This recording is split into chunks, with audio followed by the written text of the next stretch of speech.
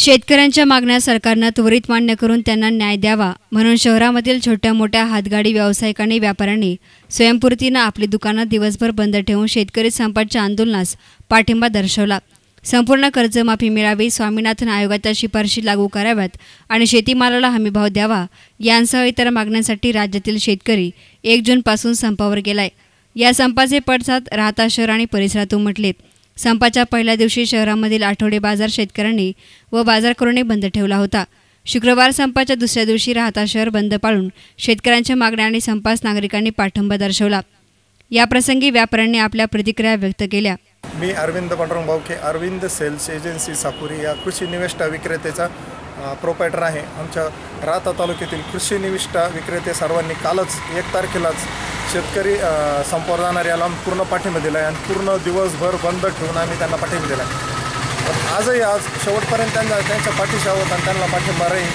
आणि फक्त मनातून एकच अशी कळकळ की नासधूस आणि नुकसान जे रस्त्यावर होतं ते होऊ नये आणि सरळ मार्गाने शासनाने सर्वतोपरी अर्जंट निर्णय घेऊन हा संप मिटावा आणि शेतकऱ्याला न्याय मिळावा ही आमची मागणी।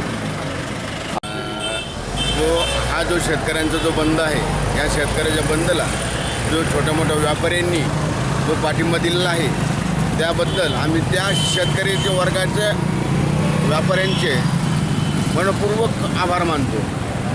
आणि या शेतकऱ्याच्या पीक पाण्याच्या आधारे आमचे छोटे मोठे उद्योगधंदे चालतात। आम्हाला त्यांच्यामुळे फार सहकार्य होतं। तर त्यामुळं आम्ही आमच्या लेकरा बाळाकरता उदरनिर्वाह करता त्यांच्या शेतकऱ्याच्या कमाईतून आमच्या धंद्या पाण्याचे मिळतात, त्याबद्दल आम्ही त्यांचे आभारी आहोत।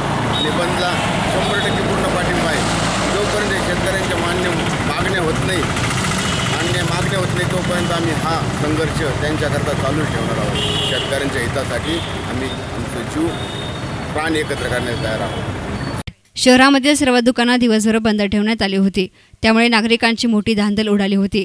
बळीराजाच्या मागण्या सरकारनं लवकरात लवकर मान्य कराव्यात म्हणजे संप संपुष्टात येईल अशी अपेक्षा अनेक जण व्यक्त करत होते।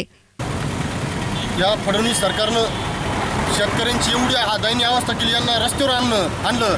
या सरकारला फडणवीस सरकारनं शेतकऱ्यांनी आजपर्यंत एवढा कधी आतापर्यंत या महाराष्ट्रात नाही, या देशात नाही एवढा इतिहास आज या शेतकरी संपावर गेल्यामुळं आज घडला गेला।